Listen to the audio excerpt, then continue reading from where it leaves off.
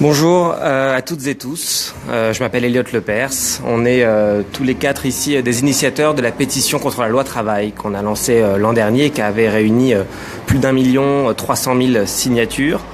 On est là 1 an et demi plus tard parce que ce matin, Le Parisien, le journal Le Parisien a publié un document du gouvernement. C'est un avant-projet de loi qui détaille les ordonnances que veulent prendre le gouvernement.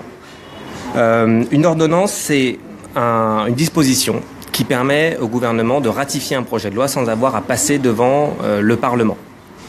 En l'occurrence, le projet qui a été fuité ce matin par Le Parisien permettrait au gouvernement de prendre pendant 1 an des ordonnances concernant le Code du travail. Et ce sont des dispositions qui vont bien au-delà de tout ce qui a été annoncé par Emmanuel Macron pendant la campagne.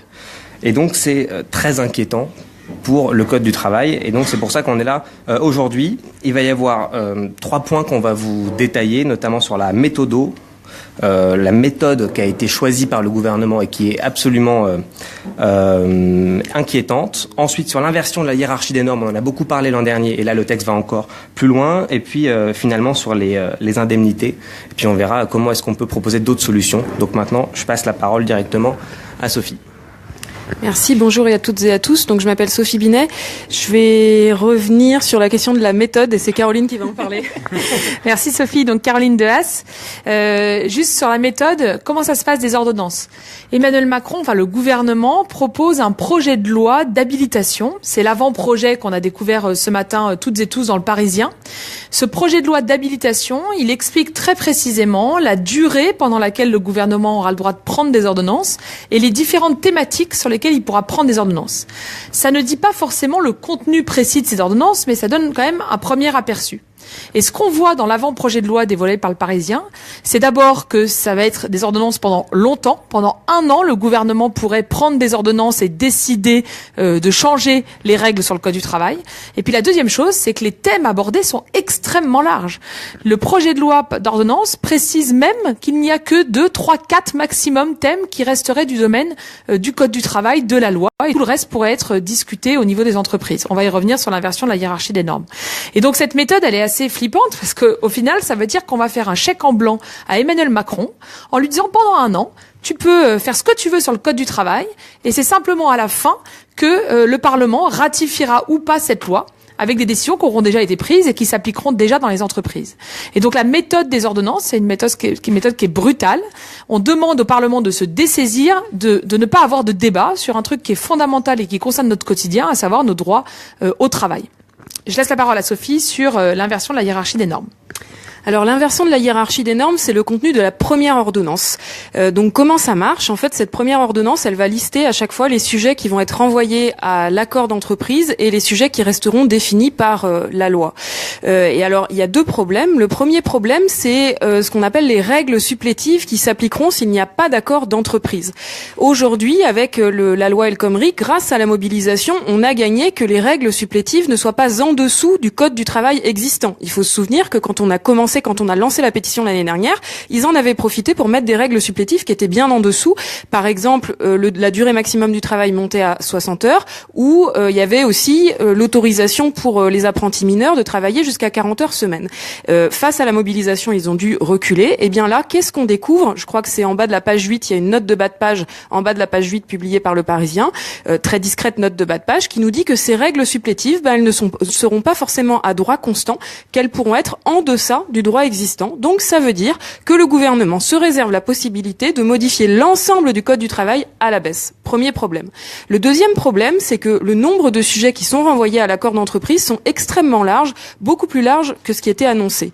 On avait, avec la loi travail numéro 1 de Myriam El Khomri, la question du temps de travail et notamment les heures supplémentaires. Vous vous souvenez que maintenant, par accord d'entreprise, on peut baisser la rémunération des heures supplémentaires. Eh bien, demain, Il y a au moins 3 nouveaux sujets qui seront renvoyés à l'accord d'entreprise. Il y en a d'autres, mais je vais revenir que sur 3. Le premier, c'est la question du contrat de travail. Donc aujourd'hui, la loi définit un certain nombre de règles sur les CDD et les CDI. Elle définit par exemple les conditions de recours au CDD. On a le droit à 3 renouvellements pendant 18 mois. Il y a une obligation de verser une prime de précarité de 10% du salaire. Eh bien, tout ça pourrait être renvoyé à la négociation d'entreprise. Pareil sur le CDI, où les motifs de rupture du CDI ainsi que les conditions, aujourd'hui il y a plein de règles que l'employeur doit respecter, un préavis, un courrier avec les motifs, le salarié ou la salariée peut se faire accompagner face à l'employeur, et bien tout ça pourrait aussi être renvoyé à l'accord d'entreprise qui est un dynamitage des contrats de travail qui protège aujourd'hui les salariés. Deuxième sujet qui serait renvoyé à l'accord d'entreprise, c'est la question des salaires. Ça c'est une demande extrêmement forte du MEDEF. Pourquoi ? Parce que malgré la crise que la France a rencontrée depuis 2008, eh bien, les salaires n'ont pas baissé en France. Ils ont même très légèrement augmenté, d'environ 1%. Pourquoi ? Grâce aux accords de branche qui, chaque année, déclenchent une augmentation salariale que les entreprises sont obligées d'appliquer et qu'elles ne peuvent qu'augmenter. Eh bien, c'est ça que le gouvernement veut supprimer en renvoyant l'augmentation salariale, la négociation sur les augmentations de salaire, uniquement aux accords d'entreprise, sans cadrage par les branches. C'est un problème et par la même occasion, ça va également dynamiter la reconnaissance des qualifications qui se définit à l'échelle des branches et ça va tirer tous les salaires vers le bas, sachant que la seule augmentation du coût annuel qui restera, c'est l'augmentation du SMIC qui est de plus en plus faible malheureusement. Le troisième sujet qui serait renvoyé à l'accord d'entreprise, c'est la question de la santé et de la sécurité. Quand on dit le terme, on se rend bien compte de l'ampleur des problématiques que ça va poser. Et là, le projet dévoilé par Le Parisien nous dit qu'il y a une seule chose qui resterait de l'ordre public, c'est les seuils d'exposition maximum au risque. Tout le reste pourrait potentiellement être envoyé à l'accord d'entreprise, c'est-à-dire par exemple les obligations en matière de prévention, ce qui existe en matière de droit d'alerte. Il y a un certain nombre de droits d'alerte qui existent notamment pour le comité hygiène et sécurité, les obligations d'aménagement de poste, etc., etc. Tout ça serait renvoyé à l'accord d'entreprise. Quand on sait que chaque jour, il y a entre 1 et 2 salariés qui meurent sur un lieu de travail du fait de leurs conditions de travail, notamment dans le secteur de la construction, on se rend compte qu'on ne rigole pas avec les questions de la santé et de la sécurité et que c'est extrêmement grave de le faire varier entreprise par entreprise. Je vais tout de suite laisser la parole à David qui va continuer sur le plafonnement des indemnités prud'hommes.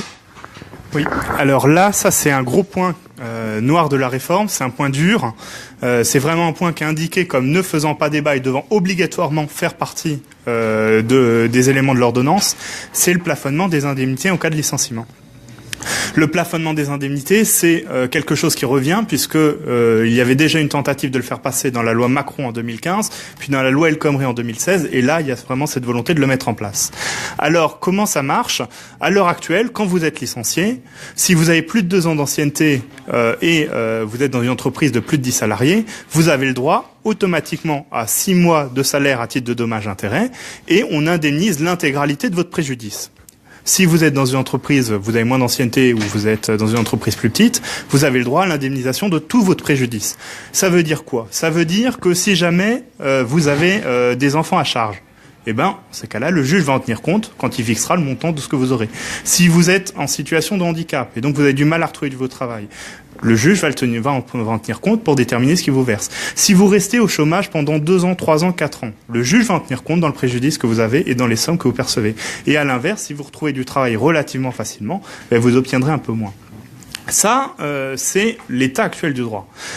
Là, ce que vous explique le projet, et d'ailleurs c'est absolument hallucinant, puisque le projet explique que c'est dans l'intérêt des salariés pour mettre fin à cette situation d'injustice absolue où les salariés ont d'1 à 15, mais oui, ils ont d'1 à 15 parce que parfois leur préjudice est de 1 à 15 parce que les situations sont différentes, parce que les préjudices sont pas les mêmes.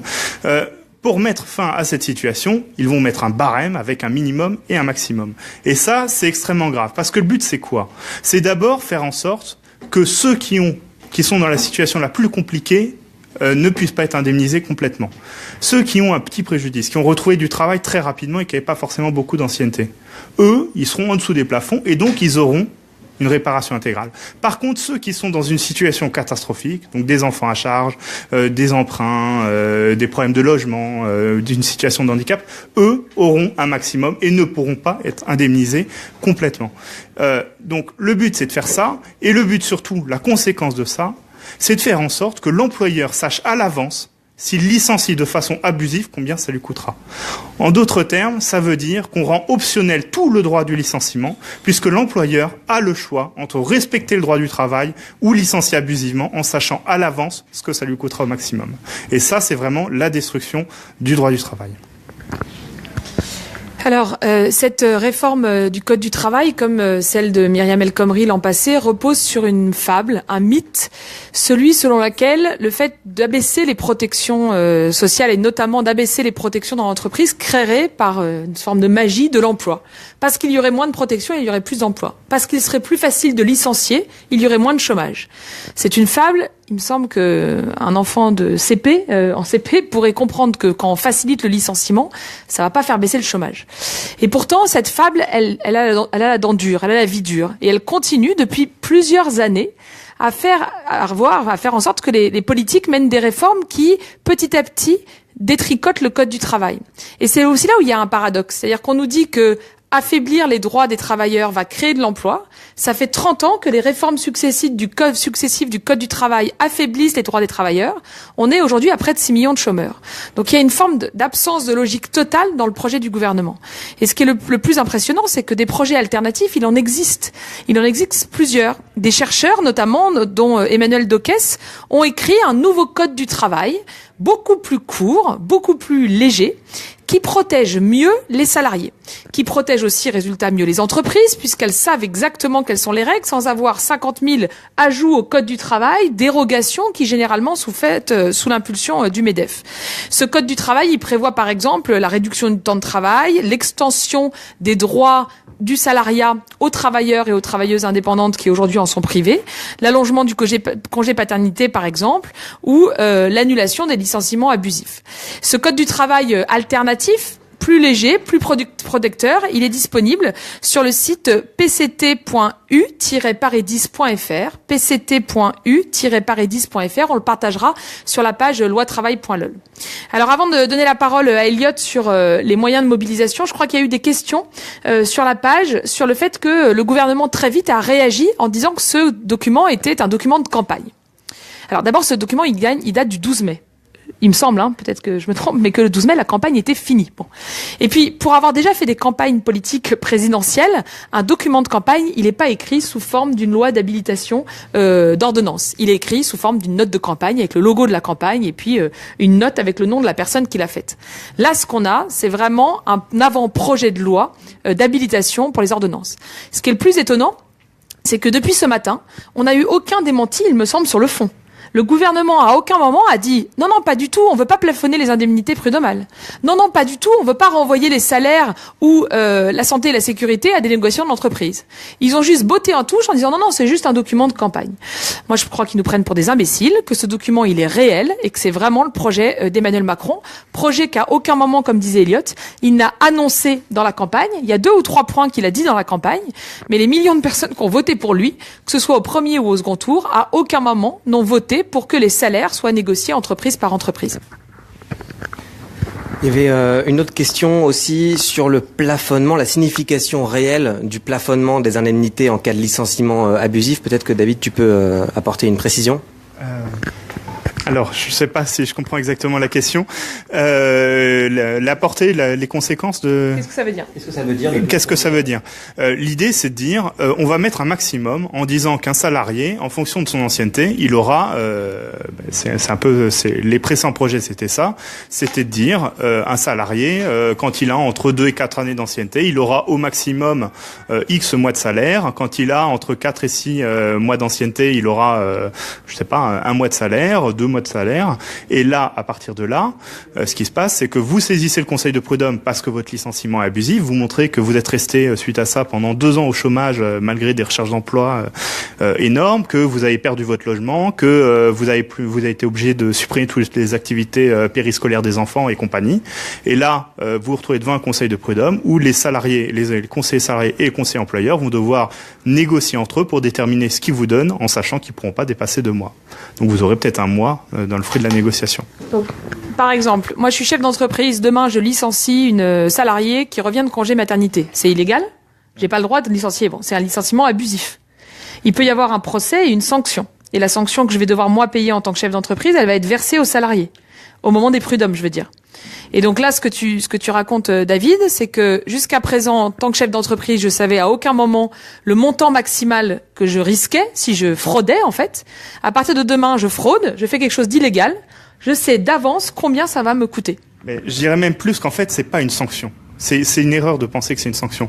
C'est juste, on regarde ce que ça a coûté concrètement aux salariés, qu'est-ce qu'il a subi à cause de son licenciement, et on donne juste quelque chose qui est censé réparer ça. Pour finalement faire comme si les conséquences n'avaient pas eu lieu. Et donc là, on aligne vers le bas les réparations. C'est ça. L'idée, c'est de dire un salarié qui est licencié, tant pis pour lui, il ne sera pas intégralement réparé, tant pis pour lui, il y perdra, quoi qu'il arrive, même si c'est injustifié. C'est tout pour les questions, a priori. N'hésitez pas à continuer à les poser, notamment sur la page. On essaiera d'y répondre et de poursuivre l'analyse, notamment si on a de nouveaux éléments qui parviennent dans les heures ou dans les jours qui viennent. En attendant, on met en ligne aujourd'hui le site loitravail.lol. On lui redonne du service. Un an après, loitravail.lol avait accueilli plus d'1 500 000 visites l'an dernier, qui avait permis de bien comprendre l'étendue du projet de loi El Khomri et donc de pour signer la pétition en connaissance du projet. Et bien là, on a fait une nouvelle analyse du projet qui a fuité ce matin et donc vous avez 12 points, 12 carrés qui sont détaillés, expliqués, qui vous permettent de bien comprendre parce qu'on sait que c'est parfois technique et d'ailleurs pour nous aussi c'est technique et donc on essaye de se faire aider par des gens qui ont parfois une connaissance beaucoup plus pointue, des avocats, pour être sûr qu'on comprend bien l'étendue du texte. Et donc vous avez ici l'occasion, avec ces 12 aspects qui ont été détaillés, de bien comprendre ce qui est dans ce projet d'ordonnance, de vous faire votre idée. Et chaque texte vous permet d'interpeller directement Emmanuel Macron sur le sujet en question et de pouvoir signer une pétition. On a mis en place une première pétition que vous pouvez dès maintenant signer pour témoigner votre opposition à ce projet de loi, pour dire à Emmanuel Macron que s'il veut incarner le renouveau, eh bien, c'est pas en revenant à un droit du travail du 19e siècle qu'il va y arriver. Donc on compte sur votre mobilisation et puis nous, on vous tiendra au courant pendant les heures qui viennent de la suite de ce projet. À bientôt. Au revoir. Au revoir. Merci. Au revoir. À très vite.